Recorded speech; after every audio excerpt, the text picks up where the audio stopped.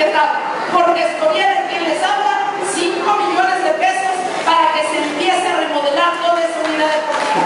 Trabajo, son mis resultados que muestro a todos ustedes.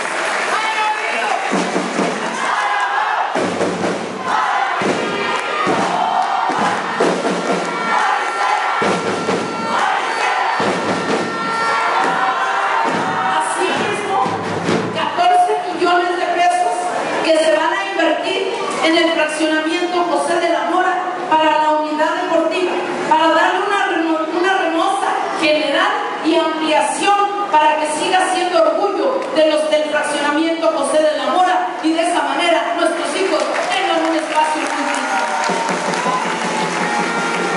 Pero como sea, eso ya lo gané, eso ya lo gestioné, eso ya lo tengo etiquetado.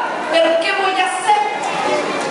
Llegando a la presidencia, mi meta es grande, mi meta es ambiciosa, pero creo que la merecemos todos los que vivimos en Iztapaluca.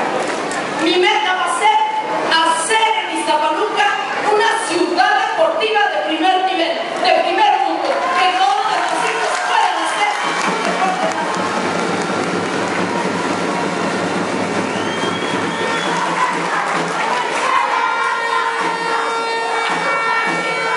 Algunas de las críticas que me hacen mis adversarios es que, bueno, sí, pero en el Tecolote tiene alberca semiolímpica y todo, pero allá, bueno, es que he gestionado donde está, como lo hacen ustedes cuando gestionan para sus comunidades.